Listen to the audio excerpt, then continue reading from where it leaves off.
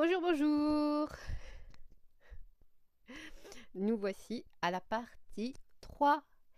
Et je vous ai gardé le meilleur pour la fin, hein, parce que la fin, c'est vraiment la fin. Et aujourd'hui, à la cantine, nous avons du dessert, les enfants. Voilà. Vous doutiez encore? Vous trouvez que j'allais un peu fort dans le décor? Eh bien, écoutez, vous ne douterez plus après, j'allais dire aujourd'hui, mais après cette troisième partie, les enfants, c'est fini. Fini, fini. Alors, voilà, je vous ai gardé le meilleur pour la fin parce que pour moi c'était très aussi, enfin c'est d'une certaine façon éprouvant. Après, donc, je vous ai raconté comment j'en suis venue à faire cette vidéo. Et donc, comme quoi, voilà, pour moi, c'est Pika Pika. Voilà, je voulais pas trop aborder le sujet, donc on y est. Donc, quand je suis tombée sur la vidéo de ce catholique-là, qui a une trentaine d'années, qui a sa chaîne YouTube sur tout ce qui est catho, qui parle de Jésus, tout ça, et que voilà, il a glissé Pika Pika dans son discours en plébiscitant.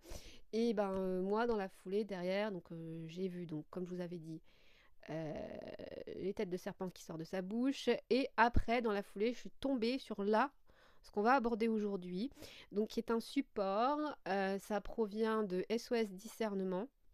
Donc, parce que là, ça essaye, excusez-moi. Donc là, j'ai mal parce que du coup, pour préparer cette troisième partie, j'ai dû m'y repencher à peu près. Et je suis allée sur le moins sévère. Donc c'est ce que je vais aller faire parce que quand j'étais tombée initialement, tout de suite d'entrée, ils vous mettent le plus grave. Ils vous mettent le waouh. Déjà là, ça va te scotcher, ça va te casser dès le début. On est sûr que t'es vu. Donc ils l'ont mis tout au début. Et moi, je m'étais mis à me connecter. Je vous ai dit, j'avais comme des attaques et voilà. Et donc là, j'avais pris déjà le moins grave et après, je remontais vers le plus grave. Donc plutôt de la fin du bouquin, ça fait environ 70 pages de leur discernement avec des extraits. Et en fait, là, j'ai les points de croix qui s'activent, donc en fait, j'ai mal. Euh, j'ai mal aux points de croix. C'est quoi les points de croix? Bon, bah voilà. Et donc, quand ça fait mal comme ça, je sais qu'il n'y a pas de doute parce que il n'y a pas de. Comment je vous dire? C'est corps, hein. C'est corps et c'est les points de croix, la croix que Jésus m'a donnée, qui pour moi est une croix de lumière, mais bien évidemment, dans la transmutation est inclus la croix terrestre, donc la croix de bois. Et donc là, je sens essentiellement de la douleur. Donc quand c'est comme ça, je sais que c'est néfaste et que faut pas oublier que la croix de bois, c'était un truc de torture et j'ai mal. Et donc ça a été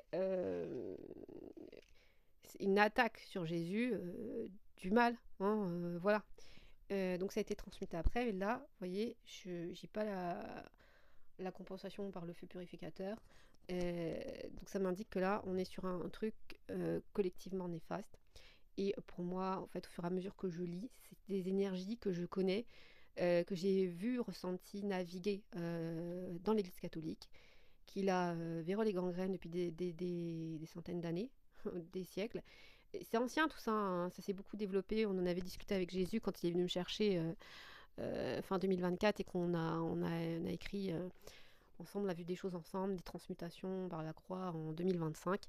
Et effectivement, ce que je voyais, ce que je constatais par l'esprit, c'est qu'il y avait eu beaucoup de déviance et de distorsion et de détournement autour de la notion de la croix.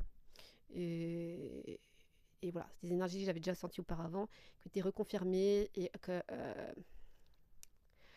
on a traité, enfin en tout cas il y a une part de ça qui a été traitée pour alléger, et puis pour moi aussi pour enlever ces fréquences-là, qu'il n'y ait aucun doute, que ça, qu'il n'y ait pas de confusion dans mon esprit par rapport à tout ça. Voilà.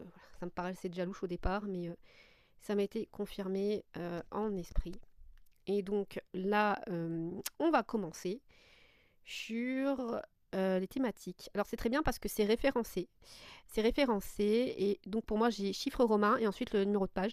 Donc je suppose que c'est le numéro de tome, pas un numéro de chapitre mais bien un numéro de tome. Voilà. Donc là on a un extrait qui parle de Jésus, que Pika Pika a écrit, hein, soi-disant avec le fameux, enfin le prétendu Jésus. Donc ça concerne la grossesse de la Vierge Marie, cette période de grossesse, et donc la vie de fœtus de Jésus, à état fœtal, donc in utero. Donc le prétendu Jésus lui dit: regarde-moi bien dans le sein de ma mère et tu découvriras combien j'ai vis de souffrance. Regarde bien ma petite tête entourée d'une couronne d'épines. Et après, ça part complètement en vrille. Donc déjà là, il y a sur la base une notion qui est complètement erronée. C'est que la Vierge Marie, ayant été purifiée, étant purifiée et étant pure pour pouvoir porter cet enfant spécial, il y a un aménagement spécifique. Moi, c'est quelque chose que j'ai déjà vu avec Jésus. Et donc, il y a une protection totale. Tu ne peux pas mettre en souffrance un enfant dans le sein de sa mère. C'est encore un lieu qui est censé être un temple, qui est censé être saint. Donc, pour que Jésus soit saint, ce lieu doit être saint. C'est simple, en fait. Simple. La Vierge Marie étant intouchable, voilà, parce que si elle avait été corruptible, bah, ça aurait posé problème à Jésus in utero, voilà. Et donc, il fallait un maximum de protection, puisque on sait que de toute façon, au niveau politique, sachant que le prophète Messie messager, le Sauveur, arrivait, on a essayé de le liquider déjà à la naissance, voire avant qu'il naisse. Voilà. Donc, moi, il n'y a aucun doute que ce que je vois, c'est la lumière, 100% de la lumière, durant la grossesse de la Vierge Marie et sur l'enfant. Et donc là, il développe après, cette couronne d'épines, mon enfant, n'est autre qu'une couronne cruelle que les créatures tressent pour moi, avec les pensées mauvaises qui remplissent leur esprit. Donc là, bon, on a un soupçon de cohérence, et à nouveau, bon, il confirme ce qu'il a dit plus haut, donc ça va pas. Oh, comme ces pensées me transpercent cruellement un long couronnement de 9 mois. Bah dis donc, ça commençait déjà fort. Donc là, c'est pas possible. C'est, comme je vous dis, déjà sur la base, le fondement, c'est pas possible.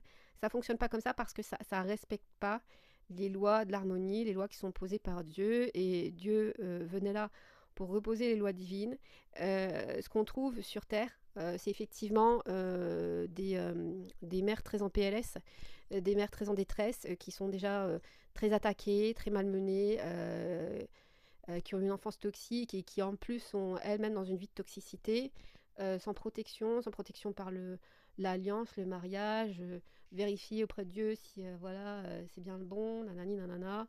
Je fais une petite parenthèse, on verra plus tard. Voilà, donc il n'y a pas les garde-fous habituels, la bienveillance de l'époux et entre époux, etc.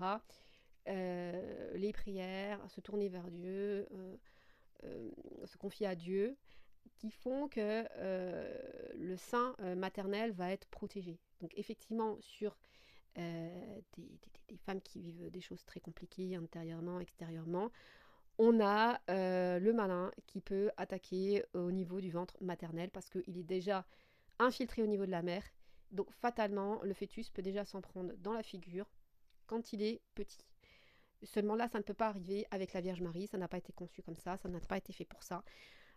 Pour qu'il y ait une cohérence par rapport à toute, je dirais, l'articulation et la logique de création, entre guillemets, et les grâces.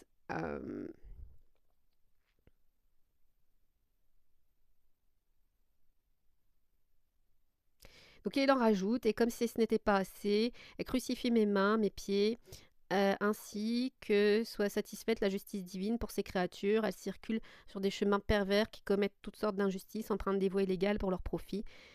Dans cet état, il n'est pas possible de bouger, même une main, un doigt ou un pied.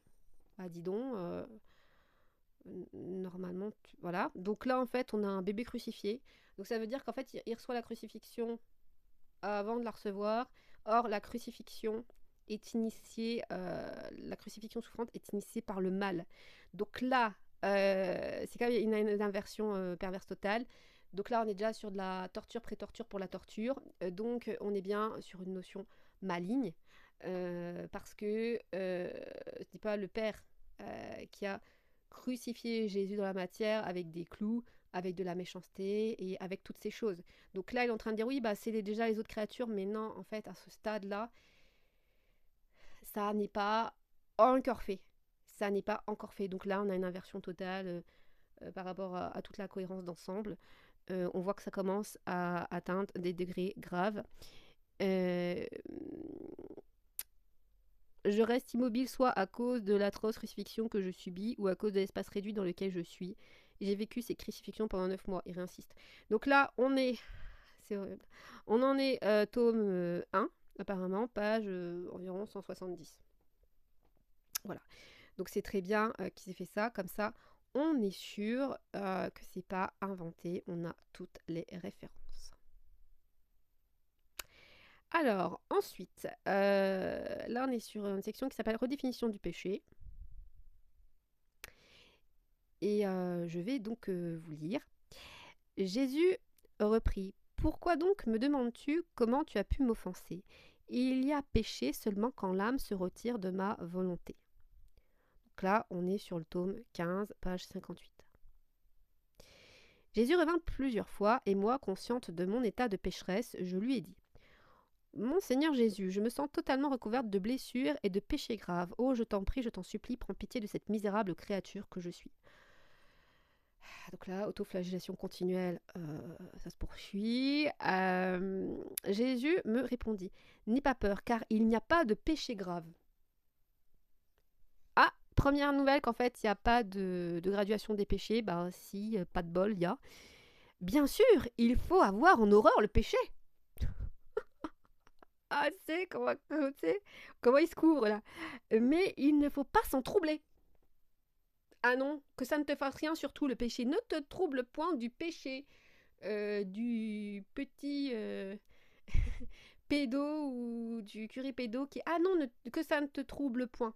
Donc, effectivement, si tu restes dans le trouble, et il va le dire par la suite, c'est pas une chose qui est bonne pour toi. Il faut y aller en claire conscience. Il va le dire après, mais il ne faut pas s'en troubler, car le trouble, quelle que soit la source, ne fait jamais de bien à l'âme. Bah, ce qui fait pas du bien à l'âme, c'est le péché quand même, en premier.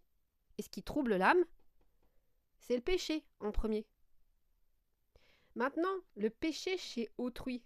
Alors, on a le droit de s'en émouvoir. On a le droit de trouver ça anormal et on a le droit d'en être troublé puisque ça trouble l'âme. Que ce soit manifesté en manifestation chez l'autre ou que ce soit en nous quand on le fait. Ça doit au contraire nous faire quelque chose. Ça doit faire réagir l'âme. Ça doit nous faire réagir jusque dans notre conscience de chair.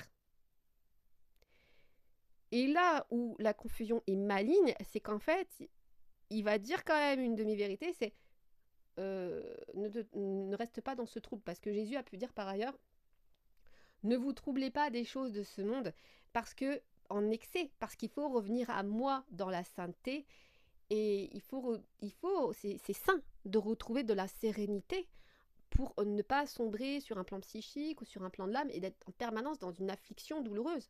Parce qu'on a besoin de se ressourcer dans la grâce.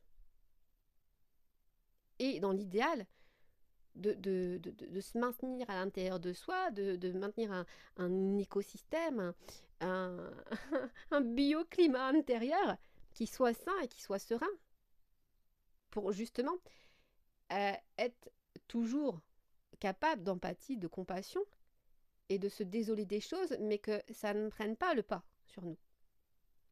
Et c'est là où la nuance est importante et où là il y a confusion et il y a mise en désordre des choses. Vous voyez, il y a un réagencement qui n'est pas normal en fait.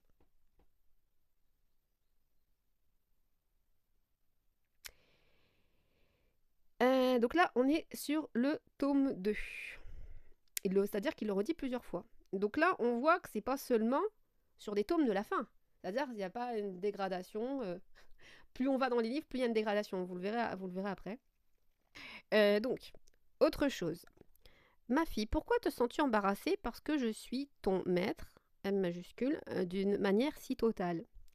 Quand une âme arrive à me faire le maître de son esprit, de ses bras, de son cœur, de ses pieds, bref, de tout son être, le péché ne peut plus régner sur elle.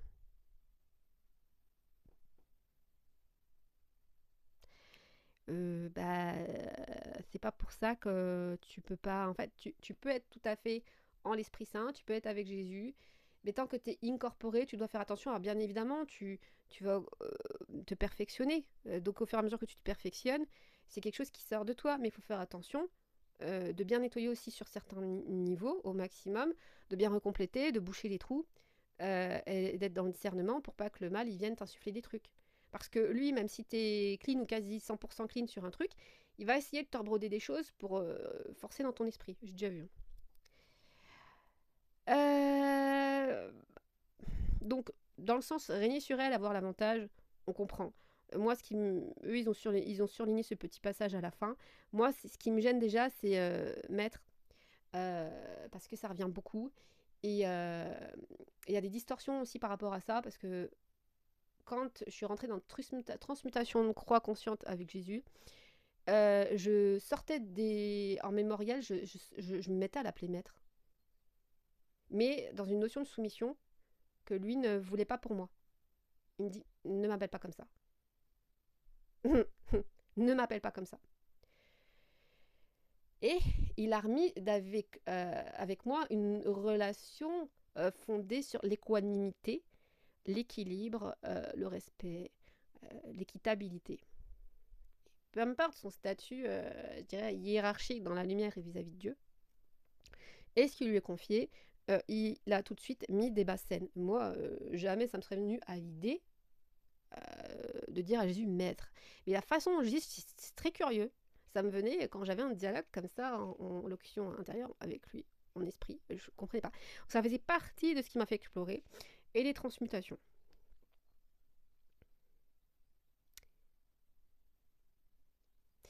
Même si quelque chose d'involontaire entre en elle, elle est immédiatement disposée à la purification et rejette sur le champ l'action involontaire, puisque je suis le maître de cette âme et qu'elle reste sous mon contrôle. Alors là, contrôle. Pareil, c'est un mot qui va revenir beaucoup.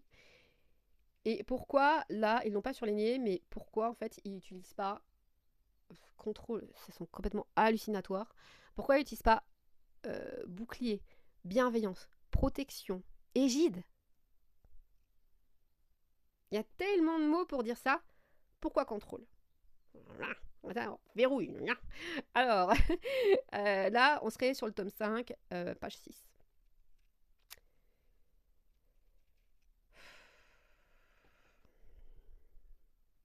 Bon, je vous dis même pas ce qui... Vous pourrez aller trouver le document si vous voulez tout. Est-ce que j'évoque ça?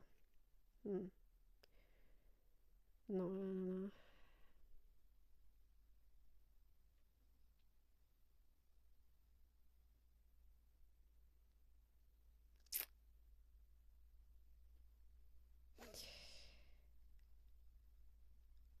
Il y a tellement de choses en fait que je pourrais avoir de nouveau pour des heures.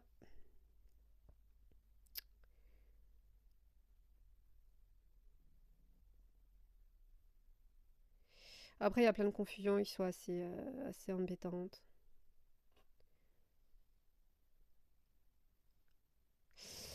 Je vais quand même parler de ça. Eux, ils appellent ça la négation de la présence réelle eucharistique. Alors, il lui dit, je renouvellerai ta consécration et je continuerai de vivre en toi comme dans une hostie vivante. Pas une hostie morte comme les hosties où je ne suis pas. Ah, pourquoi il serait pas... Il est hostie par l'Eucharistie en fait. Donc, l'hostie symbolique qui est présent normalement dans les églises est ipso facto consacrée. Donc, est ipso facto vivante. Et elle peut acquérir un caractère encore plus vivant lorsque l'esprit, à proportion que l'esprit s'infuse dans cette hostie. D'un point de vue symbolique, ou est inhérent à toute chose, on va dire ça comme ça, sur le plan terrestre, il est ancré par le Créateur, jusque dans la création, que l'hostie est consacrée, est une chose consacrée, et est eucharistique. Donc toute hostie peut entrer en activation au niveau plus 1, plus 2, plus 3, plus 4, plus 5, selon manifestation divine. Et ce n'est pas tout, ajoute-t-il. Dans les hosties qui sont dans les ciboires, dans les tabernacles, tout est mort, muet. Non, pas forcément, non. Non.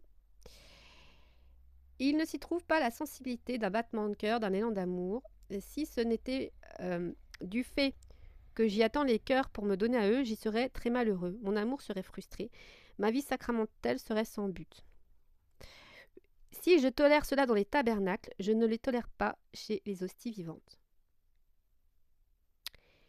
Il faut faire très attention ici à ce que tu peux être infusé par le Christ, c'est-à-dire que l'esprit de l'Eucharistie peut habiter en toi par l'Eucharistie peut se manifester en toi par l'Esprit Saint, mais attention à ce que lui il nomme hostie vivante. Donc ce qui est embêtant, c'est que là, il semble détacher ça de l'hostie initiale au niveau symbolique. Et là, c'est comme si il essaie de couper l'origine de la chose et de la replacer que dans l'hostie vivante, et le reste, en fait, t'effaces doucement, t'oublies. Bah non, en fait. Non.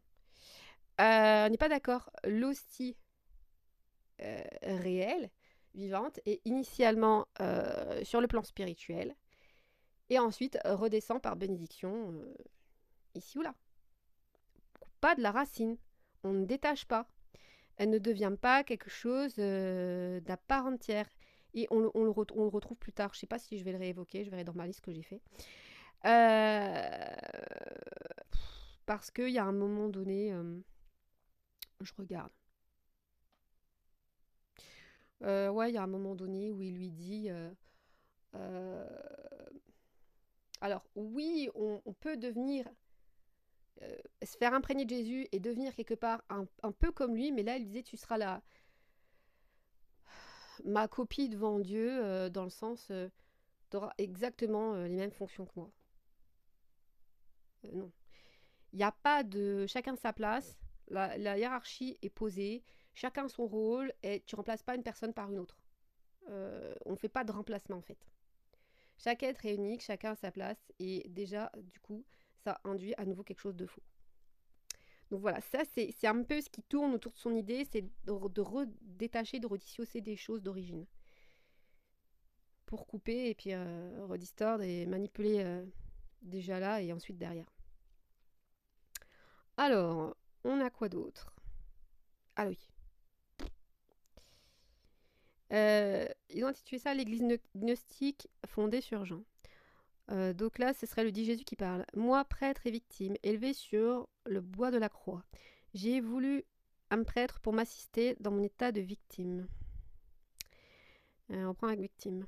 Ce prêtre fut Saint Jean, qui représentait mon église naissante. En lui, je les voyais tous, pape, évêque, prêtre et tous les fidèles. Le prêtre Jean, pendant qu'il m'assistait, m'offrait comme victime pour la gloire du Père et pour le succès de l'église naissante. Ce n'était pas un hasard qu'un prêtre m'assiste dans cet état de victime. Tout a été un profond mystère, prévu de toute éternité dans l'Esprit divin. Si j'avais été seule, aurait-on reçu ces grands bienfaits? Certainement pas. Donc là, il mélange un peu tout. Là, on est sur du tome 4. Et puis il parle de lui comme prêtre. Moi, ça me va qu'à moitié, ça me va pas trop même. Et puis là, il redissocie Jean du groupe. On sait que Jean était très important.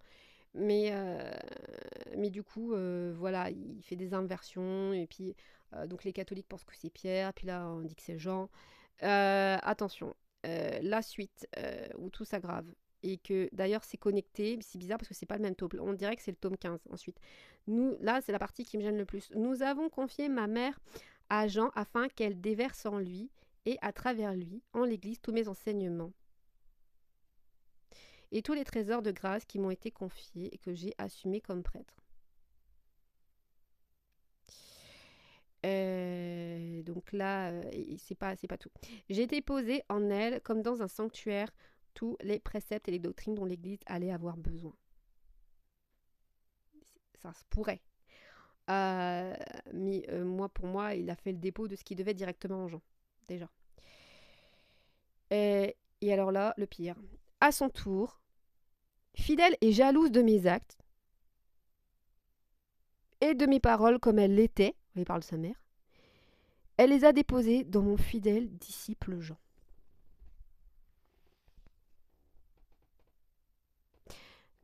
la Vierge Marie jalouse de son fils.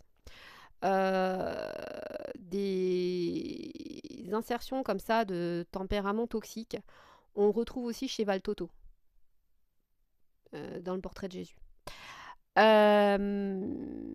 Parenthèse fermée. La jalousie n'est pas une vertu. Donc, et puis jalouse de son fils, jalouse de ses actes, de ses paroles, de son savoir. C'est très étrange quand même pour une très sainte femme, choisie par Dieu et pure. Donc là, on a dégradation littérale de l'image de la Vierge Marie. Et presque on a l'inclusion d'une normalité que oh, bah, ça se fait par la jalousie finalement. C'est quoi le lien entre finalement cet état de jalousie et le redéversement vers Jean? Je comprends pas. Vous voyez comme c'est quand même bizarroïde quand même. Donc là, on a dans des personnes saintes et dans des personnes qui sont censées être des modèles de sainteté, une dégradation volontaire afin de dire, voyez, vos pires fautes finalement, c'est pas très grave. C'est normal, c'est du ressort humain, mais moi je l'ai validé dans l'église. Voilà, dans l'église de Dieu. Mais non, jamais. Jamais. Va et ne pêche plus, quoi. Mais non. C'est complètement délirant. Je vous ai dit hein, que ça serait... Alors, ce qui est intéressant, c'est que là, il explique en fait que Jean reçoit tout. Il faut savoir que par ailleurs, il l'appelle Louisa, donc Pikaka, mon petit Jean. Alors déjà, c'est complètement impossible de l'appeler mon petit Jean parce que, comme je vous ai dit, chacun a sa place. Et en fait, c'est un déni de sa personne à elle, littéralement. C'est-à-dire qu'en fait, elle fasse « Ah ben, t'es la petite réplique de quelqu'un d'autre. » Alors, peut-être que elle, ça la flatte et c'est censé la flatter parce que il est en train de lui expliquer, de lui broder là qu'il a tous les gageants. Et que donc, elle étant le petit Jean, bah, ça va avec tout le reste en fait. C'est-à-dire tout, tout le background qu'il est en train de lui pondre, quoi. Et donc, il y a une règle de base dans la lumière, c'est qu'on ne se compare pas à autrui. Donc là, on est encore à côté, c'est pas du Jésus, ça ressemble pas à Jésus, ça ressemble pas à Dieu, c'est pas ce qu'on nous enseigne dans la lumière, donc ça va pas. On n'y est pas. Un autre point intéressant, si je puis dire, ou plutôt très grave, la sainte malignité du Christ, ils ont intitulé ça. Donc ça, c'est Pika Pika qui parle. Tu es vraiment malin, ô Jésus. Sais-tu cela? De quoi es-tu malin, petit malin? De l'amour, de donner l'amour. En vue de recevoir de l'amour, tu en arrives à être malin. Malin, malice, malignité, c'est pas tout. N'est-ce pas vrai, Jésus? Après un acte capricieux, après une dispute ensemble, est-ce qu'on ne s'aime pas encore davantage? Relation toxique. Non, pas nécessairement. Jésus dit, certainement, certainement. Donc en fait, rien de mieux que de se disputer ou de se taper dessus un coup pour s'aimer encore davantage. Non, drôle d'inclusion. Il est nécessaire d'aimer pour pouvoir comprendre l'amour. La phrase est un peu creuse. Et lorsque l'amour n'arrive pas à atteindre les âmes de la bonne façon, il essaie de les atteindre par des amertumes, des caprices et même par une sainte malignité. Donc, il est en train de lui expliquer qu'en fait, si jamais il lui fait des crasses, eh ben, avec lui ou dans l'absolu, ça reste de l'amour. Non, non, ça reste de la dissociation, potentiellement de la méchanceté, ça reste de l'émotionnel non transmuté néfaste, c'est hors de la lumière, c'est du péché, c'est de la faute, c'est quelque chose qui est dégradé. Donc là, il est en train de nous dégrader l'amour de A à Z et de la faire entrer dans le royaume de la perversion, et potentiellement du sadisme, et voir si elle suit du masochisme et de la relation perverse. Wouhou. Alors là, franchement, franchement, j'aurais jamais cru pouvoir lire ça. Et plus on va aller, et plus ça va s'aggraver. On va entrer dans des niveaux qui sont insoutenables. Insoutenables. insoutenable. Alors, autre chapitre, autre section, la création mauvaise, comme c'est intitulé. La précédente, donc on était au tome 10, et là on revient au tome 1. Jésus qui entretenait en moi le brûlant désir de ce mariage mystique me dit: tout ce qui est de la terre doit être rejeté, tout, et pas seulement de ton cœur, mais aussi de ton corps. Tu ne sais pas comment peut être nuisible la moindre ombre de la terre. C'est un fort empêchement à mon amour. Bah non, en fait.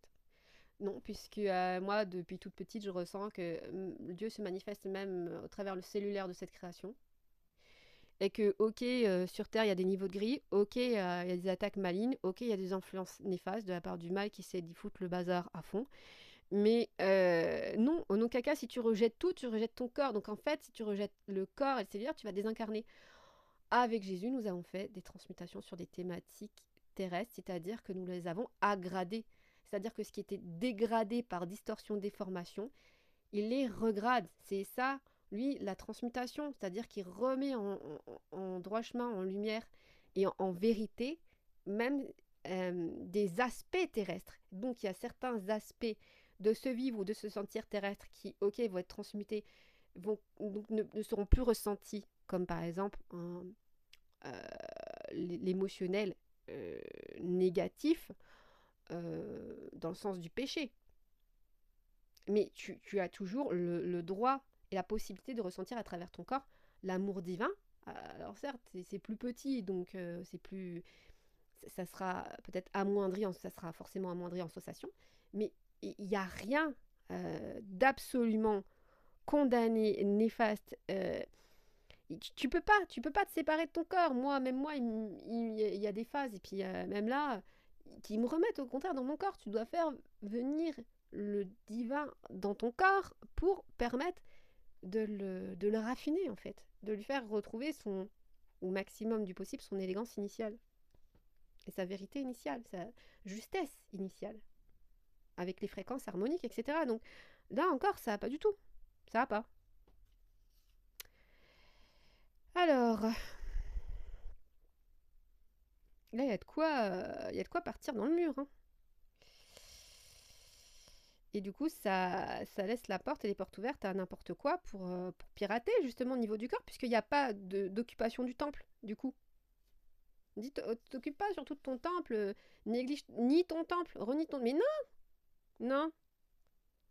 Dieu vient dans le temple jusque dans le corps. Esprit et corps. Corps et esprit. Alors, on a anesthésie. Alors,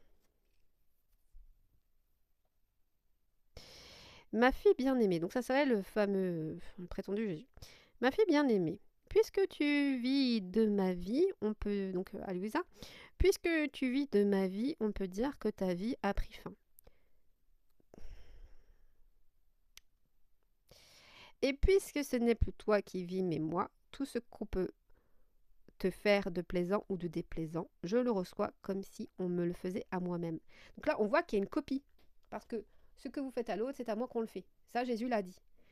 Renaître à nouveau, naître de nouveau, ta vie a pris fin. Alors, c'est des reprises de ce qui existe, mais remixées différemment. Et vous allez voir pourquoi. Cela se traduit par le fait que, quoi qu'on te fasse, de plaisant ou de déplaisant, tu ne ressens rien.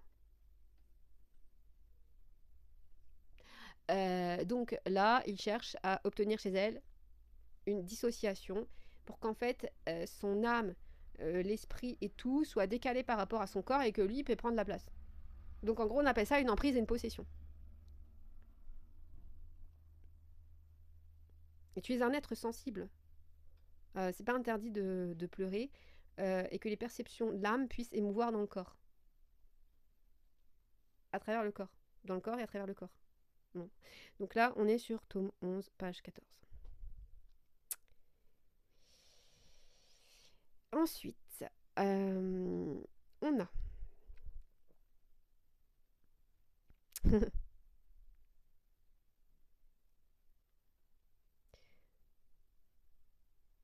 okay. Donc là, ils ont intitulé ça Femme-objet. Donc il commence par dire je suis ton tout. Je mérite, donc le fameux Jésus, le dit Jésus. Je mérite d'être aimé de toi d'un amour égal à celui que j'ai pour toi.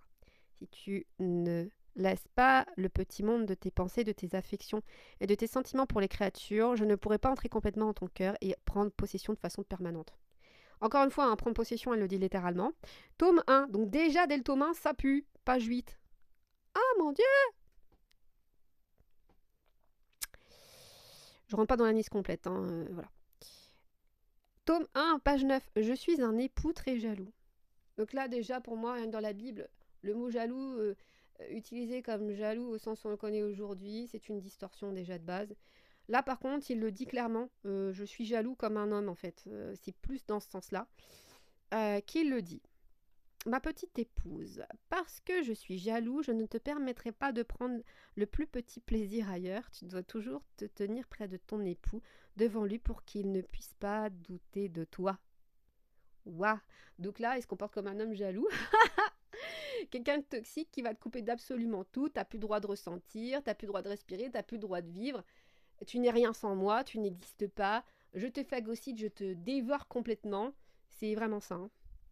Ainsi, tu me donneras une domination absolue sur toi. On recommence. Allez, Hadada. De telle manière que si je veux te caresser ou t'étreindre, ou te remplir de charisme, de baisers ou d'amour, ou même te battre, te faire de la peine, t'infliger des punitions, je le pourrai. Relation sadomaso, ça y est, on est vraiment rentré dans le vif du sujet. Soumission de la femme, au sens détourné, néfaste, comme dit dans la Bible, pas compris dans la Bible, mal traduit dans la Bible, poussé dans l'extrême, on va jusqu'en déséquilibre total. Et là, on a effectivement l'aliénation dans le marital. L'alliance entre un homme et une femme, le mariage n'est pas fait pour ça, Dieu ne l'a pas conçu pour ça, ne l'a pas sous-entendu comme ça. Effectivement, on a des passages problématiques en traduction et en compréhension dans la Bible. Nous y reviendrons un jour, une autre fois. Mais là, on voit bien qu'on part totalement sur de la déviance, de l'hégémonie, de la tyrannie absolue, des choses qu'on trouve sur de la perversion narcissique. Ça va être confirmé encore ultérieurement. Donc, les profils pervers, ben, vous voyez, là, on a vraiment... On essaie de nous faire passer la perversion pour une chose normale dans le vocabulaire du martyr. Mais allô, quoi! C'est pas possible. Voilà.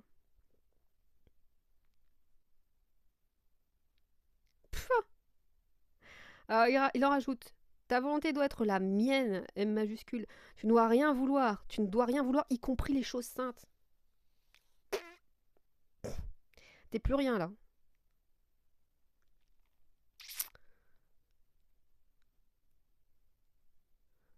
Afin que tu deviennes ainsi propriétaire de moi-même. Tu veux la guerre? Toi aussi. C'est que ça. Tu veux la guerre pour l'interrogation? Toi aussi. Qu'est-ce que c'est que ce délire? On est en plein délire là. Là, ça part complètement en vrille. Tome 6, page 123.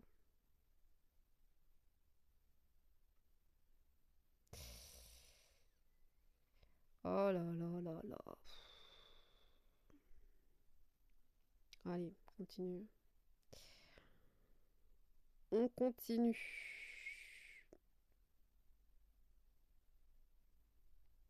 Alors là, comme on dit, là, vous n'êtes pas prêts. Ah, c'est une horreur. Bon, on va commencer par le cynisme. Jésus cynique et implacable. Jésus dit, le prétendu Jésus. La vie humaine est un jeu. Certains jouent pour le plaisir, d'autres pour l'argent, d'autres jouent leur propre vie, etc. Moi aussi, je m'amuse à jouer avec les âmes. Le pervers. Sadico pervers. Quels sont donc les tours que je leur joue? Ce sont les croix que je leur envoie. Oui, alors ça, c'est effectivement, les sales tours, c'est le malin qui nous les envoie.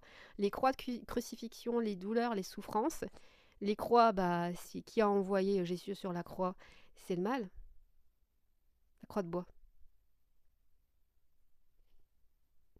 Voilà.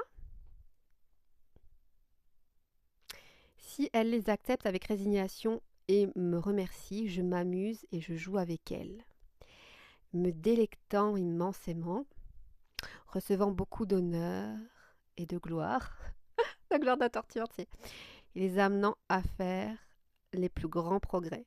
Donc là, enfonce-toi dans le mal-être, c'est ma délectation, ma jouissance. On est sur pure evil, c'est pure démoniaque en fait, c'est horrible. Tome 2, page 70.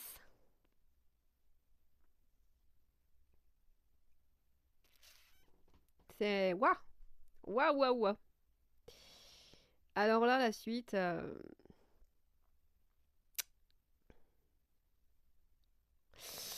La souffrance comme critère de sainteté et d'amour. Ainsi, il n'y a qu'un ciel, mais dans ce ciel, il y a différentes places, plus ou moins glorieuses. Jusque-là, ça va. Attribuées selon le degré de souffrance que l'on aura supporté ici-bas. Donc plus tu souffres, mieux c'est. Hein, d'accord. Voilà, encore une distorsion par rapport à la croix. Il y a ce qui s'est véritablement passé au niveau de la croix et le mystère de la croix.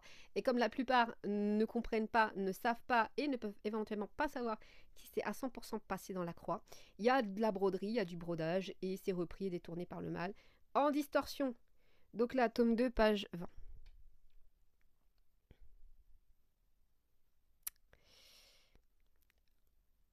Alors, le pire châtiment que je pourrais vous envoyer à toi, aux prêtres et au peuple, ce serait de vous délivrer de cet état de souffrance. Car ne trouvant plus d'opposition, ma justice se déverserait alors dans toute sa fureur. Ça veut dire qu'initialement, il est en train d'expliquer qu'il est mauvais et qu'en fait, il a besoin de vous châtier pour trouver une excuse de vous ramener au paradis. C'est pas par amour qu'il le fait. Non, non. Non, c'est parce que là, en fait, il a tellement envie de tout vous exterminer. Il veut vous exterminer. Il vous déteste, en fait. Là, c'est ce qu'il est en train de dire. Je vous déteste. Mais c'est le mal qui déteste l'être humain. Il ne l'aime pas. Donc là, on squeeze totalement l'amour de Jésus. Hein.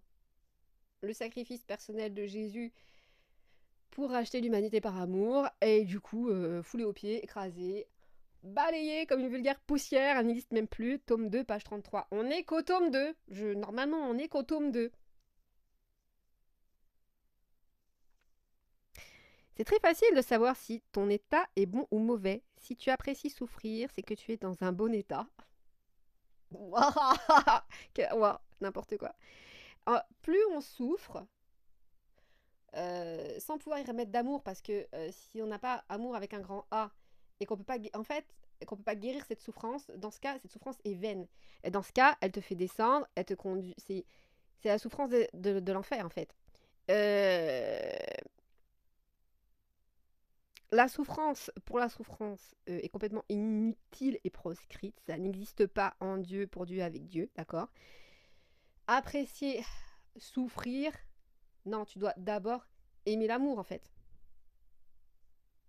Et tu peux pas être dans un bon état en étant en permanence en souffrance parce que forcément, ça te fait descendre en champ fréquentiel. Du coup, tu peux pas connaître l'amour, t'as pas de repos, déni total de la condition humaine, mépris total de la condition humaine, du besoin du repos pour le corps, etc. Là où il n'y a jamais de repos, c'est l'enfer. Parce que même Jésus dit, venez, je vous donnerai du repos. Du repos, c'est du soulagement, c'est de la guérison, c'est de l'apaisement, c'est de la paix. Ce qui échappe à la souffrance, c'est en dehors de l'état de souffrance. Donc il y a bien un truc qui va pas, hein. Donc si tu n'apprécies pas souffrir, c'est que tu es dans un mauvais état. Complètement pété. Hein. En fait, quand on apprécie souffrir, c'est qu'on apprécie Dieu. Non, non, non, c'est faux. Quand on apprécie Dieu, c'est qu'on apprécie Dieu. Voilà, ça se contente de ça. Quand on aime Dieu, c'est qu'on aime Dieu. Et donc, il ajoute, en appréciant Dieu, on ne peut lui déplaire. Donc en fait, si pour plaire à Dieu, il faut souffrir. Non mais c'est complètement tordu. Hein.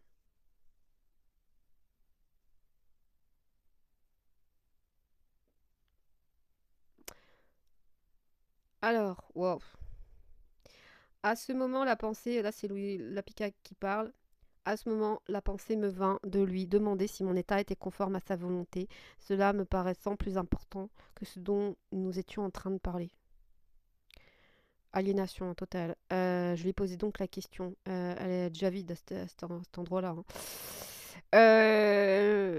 Mais lui, au lieu de me répondre, s'approcha et mit sa langue dans ma bouche, de sorte que je ne pouvais plus parler.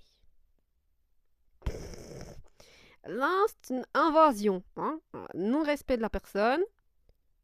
Et alors là, le reste est tellement dégueu qu'en fait, on va pas l'aborder tout de suite. Déjà, mettre la langue dans la bouche, symboliquement, ça va pas. Puisqu'en fait, du coup, le verbe est sacré. Donc voilà, tu pourrais dire: «Ah mais c'est la langue de Jésus!» Non, non, mais rien à voir.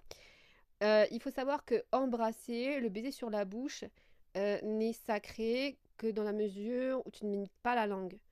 Heu, Personne ne met quoi que ce soit dans la bouche. S'entend, relationnellement parlant. Nous y reviendrons. Nous y reviendrons. On est où là? Voilà. Mis sa langue dans ma bouche, il n'y a pas de bisous avec la langue. Le French kiss est pas une bonne chose. Et personne n'a rien à introduire dans votre bouche. Ça, c'est tout de la déviance, c'est tout de la distorsion, de l'érotisation sexuelle détournée. C'est non. Parce que c'est tendancieux, licencieux, tout ça. Et en fait, ce que ça sous-entend n'a pas à se trouver là, et encore moins comme ça. Voilà. Ça fait partie des choses interdites. Donc, le French kiss, c'est non. Euh, c'est pas une bonne chose. C'est pas une chose dont le français devrait se vanter. Au contraire, c'est pas un bisou chaste. C'est pas un baiser du souffle. Et donc, du coup, il n'y a rien à mettre là-dedans. Voilà. Voilà. Vous avez compris, hein. Je ne pus, elle ajoute, je ne pus que sucer quelque chose sans savoir ce que c'était. Ben, c'est grave.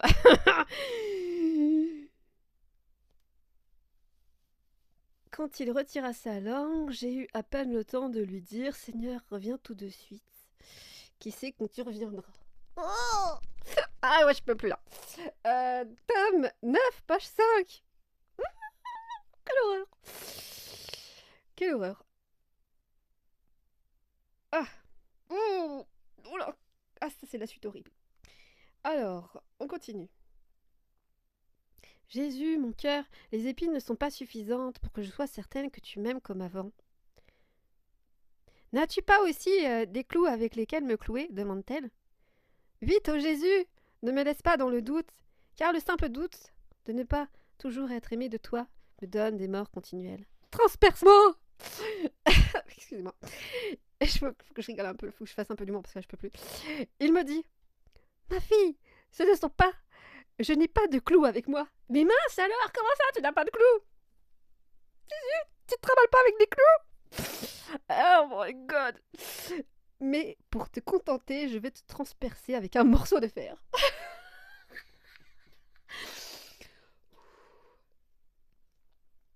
On est là sur un plan démoniaque. On est dans les cavernes du mal et dans les salles de torture. C'est exactement ce qui s'y passe. Poursuivons. Ça devient hardcore. Ah, j'avais oublié de vous dire. Éloignez les enfants de l'écran. Mettez vos écouteurs. Voilà. Éloignez les enfants. Ainsi, il prit mes mains et les déchira largement. Torture démoniaque. Et il fit pareillement pour mes pieds. Je me sentais comme plongée dans une mer de douleur, mais aussi d'amour et de douceur. Je ne vois à aucun moment le feu purificateur sacré mentionné. Je pense que là, nous avons un problème. Donc en fait, elle est en train de ressentir la jouissance, les effluves de jouissance démoniaque de la torture, parce que eux, ils se réjouissent de tout ça. Donc c'est très inquiétant. C'est très inquiétant. Tome 11, page 59.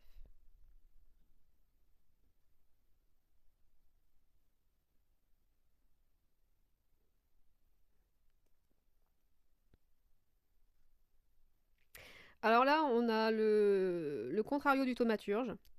Donc ils ajoutent dessous, même si ça vient d'ailleurs dans le livre. Ma fille, ton confesseur veut que je te touche pour alléger tes souffrances. Mais parmi toutes mes qualités, j'ai aussi la souffrance. Bon, en gros, on dirait que t'as que ça.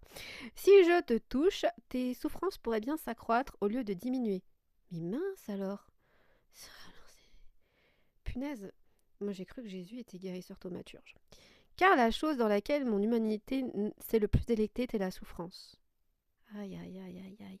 Je me délecte à la communiquer à ceux que j'aime. Ouh, ah, je vois une grosse tête de nana avec une langue pointue qui fait ça. Ah, c'est dégueu, ah, c'est dégueu, ah, c'est dégueu. Tome 6 page 18. Oh my god. Voilà. Voilà, voilà.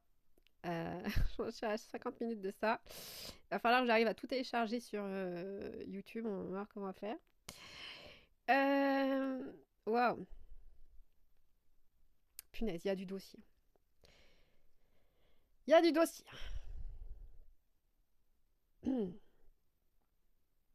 Et alors là, on va de réjouissance en réjouissance, hein, j'ai envie de vous dire.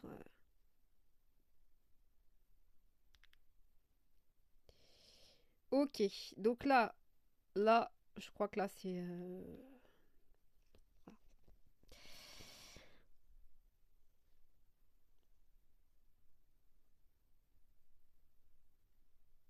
Waouh. Alors, dialogue sadomaso, ils ont intitulé ça.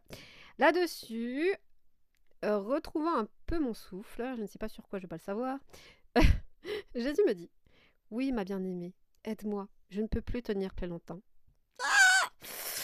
Me disant cela, il me pressa plus intimement sur lui et plaça ses lèvres sur ma bouche. Il versa en moi une amertume foudroyante. C'est bizarre, Jésus. Ce que tu as comme douceur, nectar de paix apaisante à nous déverser là, c'est bizarre, Jésus, aujourd'hui. Ça te ressemble pas quand même. Je me suis sentie comme transpercée par plusieurs couteaux. Typiquement, ça, ce sont des attaques démoniaques. Moi, quand je me prends des couteaux, je sais que c'est ça. Fer de lance, flèches, dards et dagues. Tout florilège. Qui, une à une, pénétraient dans mon âme, en plus. Ah, alors là, bah, effectivement, vu comment t'es en possession, etc., et que tu te fais détourner, ça y va, ça doit piquer quand même. Tome 1, page 102. En tout cas, voilà. Ça a l'air déjà hardcore dès le départ. Tout de suite, ça te met en jambe, quoi. Moi, je comprends pas que t'aies des curés qui ait présenté sa cause, son confesseur. Personne n'a tiré la sonnette d'alarme. Personne n'a dit, pauvre âme, prions pour elle. Je sais pas. Hein, parce qu'apparemment, il y a un confesseur pour l'interrogation. Je fus témoin d'un céleste entretien dans lequel Jésus parlait de l'attirance amoureuse qu'il avait pour moi. Ouais, bon, voilà quoi. C'est bizarre, c'est bizarre. Comme ça, dit comme ça. Enfin, bref. Parenthèse fermée.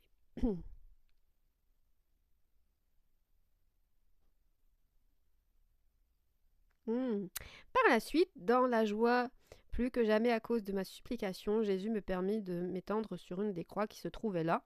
Quand je fus prête, je l'ai supplié de me crucifier. Affectueusement, il prit un clou et commença à l'enfoncer dans ma main. De temps en temps, il demandait « Est-ce que ça fait... Est-ce que ça fait trop mal? Veux-tu que je continue ?»« Oui, oui, continue, bien-aimé. Malgré ma douleur, je suis tellement contente que tu me crucifies. » Ah, mais ils s'en foutent. C'est ouah, ouah, ouah, ouah. Ah, ça y est, j'ai mal, j'ai mal, j'ai mal. Tome 1, page 53. Ah. Waouh. C'est féroce. Ça, c'est de l'amour féroce. C'est tu sais. Voilà. Et puis l'autre, est-ce que ça va? Tu veux que je continue? Dis-moi que je continue. L'autre, il est en train de prendre son kiff. Hein. Il prend son kiff. Le malin, là, je te dis pas, je sais pas avec combien ou lequel il est de démons, de D-M-O-N. C'est la totale. On est sur une orgie démonique. On est sur une catastrophe monumentale. Alors, la suite. Luisa Draculetta. J'étais si navrée de voir les épines si profondément enfoncées dans sa chair qu'on pouvait à peine les retirer. Donc toujours l'art d'en rajouter, hein. Plus on en rajoute, mieux c'est. Pendant que je m'appliquais à le faire, il gémissait sous la douleur. Je vous ai dit, on en rajoute, on se délecte de chaque détail du mal infligé. C'est pas, si c'est pas tordu. Quand je finis de lui arracher, t'imagines quand même quand ça a dû pisser, sa couronne d'épines toute brisée, je l'ai tressée à nouveau. Quoi de mieux que de recommencer? On est en plein dans le délire démo. Sur les plans démoniaques, en fait, c'est ça. C'est l'éternelle fournaison, là. Et donc, c'est les tortures éternelles. Donc, en fait, ça. Toi, c'est pas la régénération éternelle, c'est la. Puis, sachant quel grand plaisir on peut donner à Jésus en souffrant pour lui, je l'ai enfoncé sur ma propre tête. Ensuite, il m'a fait embrasser ses plaies une à une.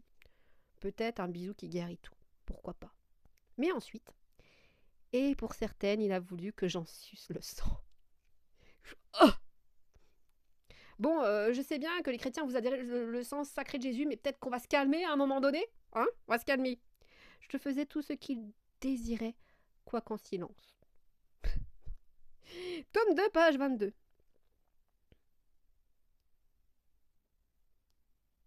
Ma douleur était si intense que, même en le tenant dans mes bras, je continuais de pleurer.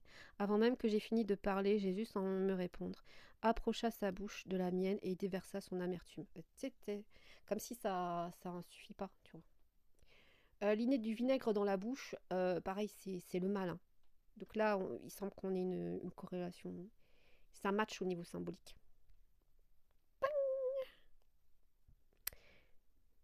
Quand il s'arrêtait, je lui parlais, mais il ne m'écoutait pas. Mais il n'écoutait pas. Ignorance de la personne. Ignorance punitive. Toxicité. Ignorance punitive. Parfois, Jésus, sur un autre plan, peut très bien, ici, quand il ne veut pas vous répondre, il va vous sourire, en fait. Ou qu'il ne peut pas vous répondre, ou des fois, dans son sourire, il y a la réponse vibratoirement, en fait. Mais elle vous vient, comme il ne peut pas tout vous dire, elle vous vient intuitivement au niveau de l'âme, mais voilà. Si un jour, je sais pas, vous trépassez, que vous voyez que Dieu, il reste dos tourné et que vous chutez, bon, ben, c'est que vous avez fait peut-être des grosses bêtises ou vraiment un truc qu'il faut pas. Donc vous allez faire un petit tour en bas, espérons que ce soit qu'un petit tour, bref. Et après, il viendra peut-être vous chercher si vous l'appelez. Euh, donc on recommence, puis il recommençait à déverser son amertume.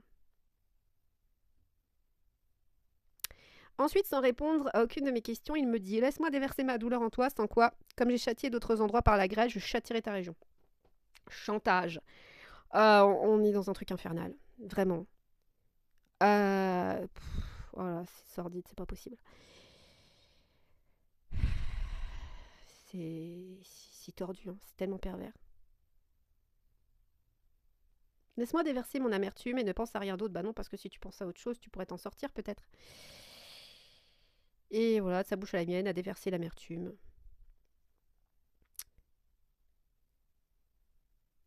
Ensuite, il m'a dit « Ma fille, ma bouche est trop remplie d'aigreur. Ah, s'il te plaît, remplis-la de douceur. » Non, mais non, non, non. Jésus, il a pris les péchés et c'est pas pour... Non, mais pour voilà, c'est ce que je vous disais, je sais plus quand... se lâcher sur la personne, quoi. Toxique. Elle lui dit, je te donnerai n'importe quoi avec plaisir, mais je n'ai rien. Bah voilà, elle est déjà vidée. C'est bien ce que je vous disais. C'est que là, du coup, qu'est-ce que vous voulez? On peut pas aimer quand il y a que de la souffrance. C'est pas possible. Il faut déjà rétablir l'amour, le bien-être, la paix, le repos. Alors là, ça devient délirant. Je sais pas si je vous dis. Franchement. Que puis-je te donner? Laisse-moi boire le lait de tes seins, car ainsi tu pourras me remplir de douceur. Alors, ça c'est pareil. Tout ce qui est tété, normalement, les hommes, vous n'avez pas touché au sein de vos femmes. Voilà. Je vous ai dit, hein, rien de distordu érotiquement ne doit rentrer dans votre bouche, ni dans l'un ni dans l'autre.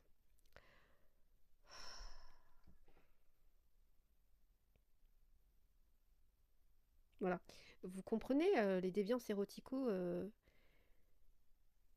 entre guillemets sexuelles, voilà. Vous voyez d'où ça vient? Voilà.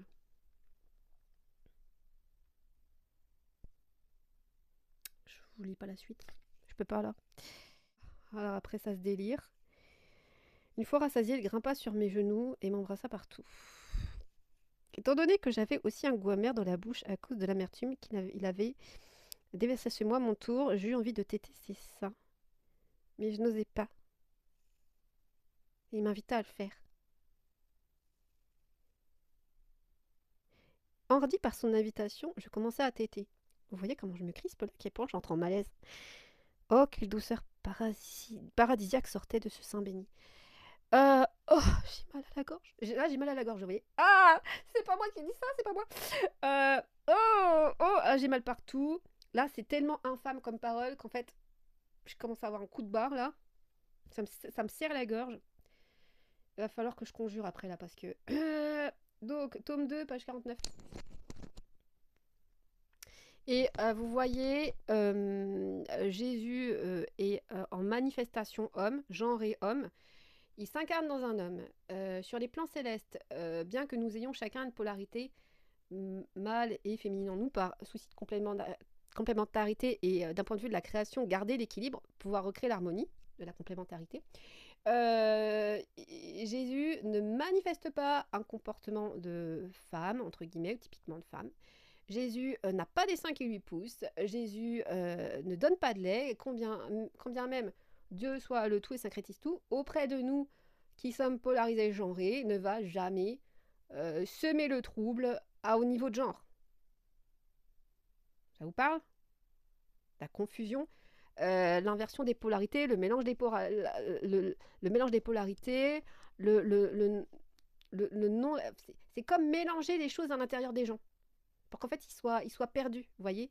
Et quand chaque polarité en la personne déjà n'est pas à sa place et quand elle n'est pas sans appuyer excessivement sur le genre, la petite fille ne peut pas jouer avec un camion, le petit garçon ne peut pas jouer avec une poupée, enfin ce genre de choses. Non, on n'est pas sur ce genre de considération.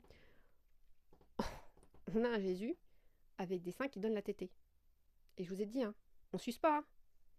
Oh là là là là là là là là. Non mais là... Jésus se montra sévère, sans presque m'accorder d'attention. Il me ramena dans mon lit, encore une fois. Je me suis vu les bras étendus et souffrant les douleurs de la crucifixion.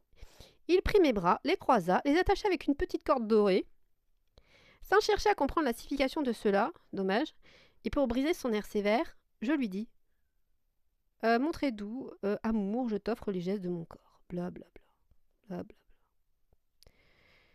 Je voulus adorer ses saints membres. C'est encore... Enfin bref. C'est tout du délire comme ça.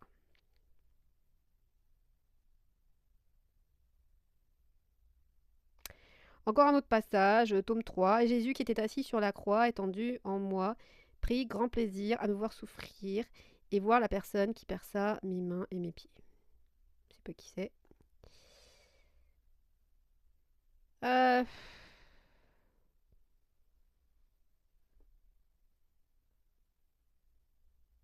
Veux-tu que je m'amuse un peu en renouvelant en toi la crucifixion par mes propres mains? C'est vrai que c'est amusant. Si on est en plein délire.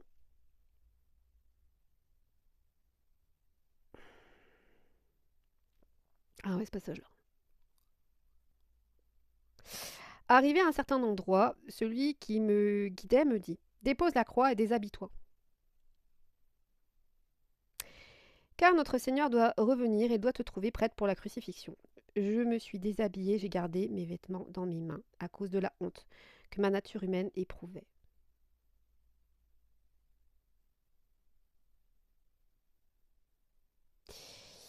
Blablabla. Donc, Jésus revint. En me trouvant avec mes vêtements à la main, il me dit tu ne t'es même pas dépouillé de tout pour que je puisse te crucifier immédiatement? Oh, mais mon Dieu! Là, on est dans un VIOL total, sur tous les plans. Alors nous réserverons la crucifixion pour une autre occasion. Non, mon plan de délire, hein. Là, si vous dites pas que c'est complètement pété du casque, je ne sais pas où vous êtes. Mais allô, quoi. Donc, tome 4, page 191, et je pense qu'on va s'arrêter là. On va s'arrêter là parce qu'on va s'arrêter là, voilà. Ça fait déjà 1 heure qu'on est là-dessus. Et donc, pour savoir le déshabille-toi, moi je l'ai déjà entendu en rentrant dans certaines églises. Certaines églises assez désertes, je dois dire, et désertées, et pas forcément que. Et c'était typique des intonations d'ordre démoniaque. Moi, j'ai immédiatement identifié ça. Même si le malin sait que je suis pas susceptible à tomber dans le panneau, même si c'est gros, rien que juste pour m'embêter, vous voyez. Mais c'est très utile aujourd'hui, parce que là, je vois que typiquement, cette phrase-là, je sais d'où ça vient, et que ça vient du mal. Humiliation. N'oubliez pas que Dieu a couvert au paradis, enfin, qu'il nous a donné des vêtements pour couvrir la nudité, et que Jésus redit, je te couvrirai d'un fin lin blanc pour que tu n'aies pas honte de ta nudité et la pudeur, etc. Donc là, on est dans l'inverse du pudique, on est dans l'humiliation typique. Il la traite comme une paillasse, littéralement, de façon complètement sadique. Donc ça ne peut pas être Jésus. Donc cette personne, vous prenez du tome 1, certainement à la fin, il y a un problème. Ok, il y a des passages qui peuvent vous confondre, mais là, quand vous prenez ça, je vois pas comment vous pouvez croire que Picaretta est une sainte, dans le sens saint du terme, d'accord, S-A-I-N-T et S-A-I-N, que là, ce n'est pas démoniaque, en fait, que ce n'est pas de la manipulation, de la distorsion. Comment vous pouvez pas vous fonder là-dessus, parce que ça mélange tout en vous. Vous ne pouvez pas y trouver la fréquence de Jésus. Aussi, maintenant, c'est extrêmement clair. Si vous voulez pas l'entendre, c'est que soit vous êtes dans le déni, soit que vous êtes profondément atteint psychiquement, que vous avez été humilié dans votre vie et que vous ne savez pas discerner ce que c'est que la toxicité et la relation perverse narcissique. Donc, par conséquent, vous ne pouvez pas identifier le malin. Et si vous ne pouvez pas identifier le malin et vous ne pouvez pas vous ne connaissez pas le divin, vous n'avez certainement jamais rencontré Dieu, jamais rencontré Jésus. Si vous concevez ça sur un plan mental, c'est-à-dire que vous forgez une forteresse dans ce monde et de ce monde, et que du coup, ça va être très compliqué pour vous. Je ne vois pas comment on peut se baser sur ces écrits, en quoi que ce soit, parce que d'un bout à l'autre, on a déjà, sur les passages où ça va mieux, de la distorsion, et que du coup, d'un bout à l'autre, on a le même flux démoniaque, donc ça va vous emmener ailleurs. Vous ne pouvez pas complètement être sauvé et être en sécurité et être bien ici en ce monde en vous appuyant sur des choses comme ça. Il y a rien à prendre là-dedans, il faut tout jeter, il faut tout brûler. Vous avez des livres de Picaretta, je vous le dis, c'est clair, c'est net, il n'y a aucun doute. Voilà, moi j'ai jamais voulu, comme je vous dis, mettre les paluches là-dedans parce que je risquais trop de découvrir un truc. Et là, bah c'est clair, c'est net, c'est terminé. Vous prenez ces bouquins quand il fera moins sec. Vous trouvez un fût bien hermétique en métal. Vous allez, vous prenez vos précautions, vous faites un beau feu, volume par volume, volume par volume, et surtout vous reculez parce que si c'est chargé ou que si c'est passé là-dedans ou que si vous vous avez trop connecté, que vous avez fait passer des trucs même sans vous en rendre compte, à y croire trop, ça peut flamber d'un coup, ça peut faire un voilà, de flamme. Donc, vous risquez de vous brûler la mèche sur le devant. Donc, vous reculez, vous faites attention quand vous en mettez un dans le feu. Et voilà. Et vous me relâchez pas ça dans la rivière, vous mettez ça dans un coin de terre, etc. Vous enterrez. Voilà. Je, pour ma chaîne, c'est clair. Les personnes qui feront la promotion, qui mentionneront Picaretta dans les commentaires, ça sera rayé de la carte. Alors, je vais pas forcément. Alors, si vous venez spécialement faire la promotion de Pika, vous finirez par être mis en sourdine. Et puis, les commentaires faisant la promotion de Picaretta, la mentionnant ou quoi, s'il y a des perdus, je leur dirai gentiment, bah voilà, on a fait une vidéo dessus et je veux plus en entendre parler. Pour moi, le sujet est clos. Vous brûlez ça. Si jamais l'Église réétudie son cas et qu'elle l'a fait passer et qu'elle la valide, je suis désolée, c'est la fin de l'Église. C'est la chute totale, cette fois, de l'Église catholique. Ça sera sa fin. Parce que ne pas valider Mary Von Even Malestroit et valider ça, bah, il y a un problème. Si pourri de chez pourri, moi maintenant, bah là j'ai mal, là, donc je vais aller me nettoyer, voilà. En tout cas, couper tous les flux. Et voilà, donc c'était une vidéo très ludique, très longue. Je sais pas si je vais arriver à la passer en une seule partie, parce que là, je m'attendais pas à y passer plus d'1 heure, je vous avoue. Et là, je pense que vous avez votre compte, si vous êtes arrivé jusqu'au bout, vous avez votre dose, et que certainement vous avez peut-être même pas besoin d'aller jusque-là. Mais voilà. Fuyez les gens qui vous parlent de picareta. Et informez-les, peut-être passez leur la vidéo, et que s'ils veulent toujours pas comprendre avec cette vidéo, et bah, ils sont dans le déni, et je vois pas. Je vois pas. Je vois pas. Je vois pas. Ils peuvent pas être dans le Christ, et ils peuvent pas servir Jésus, ils peuvent pas aimer Dieu. Ça, ça, ça peut que les perdre. Je veux plus jamais que vous me parliez de Pikaka. Voilà. Clos, clos, terminé. Il n'y a rien à récupérer. Faites pas le tri dans les bouquins, ça sert à rien. Voilà. Vous pouvez pas avoir de telles intrusions. En plus, ça démarre du tome 1 et puis même. Donc c'est pas une déviance sur la fin, que c'est un coup elle s'est fait avoir et nani nana. C'est là, voilà. Dans l'ensemble, ça va pas. Et bah écoutez, je vous souhaite une très belle journée ou une très bonne nuit. En général, c'est une très belle journée. Et puis, je vous dis à bientôt pour une prochaine vidéo.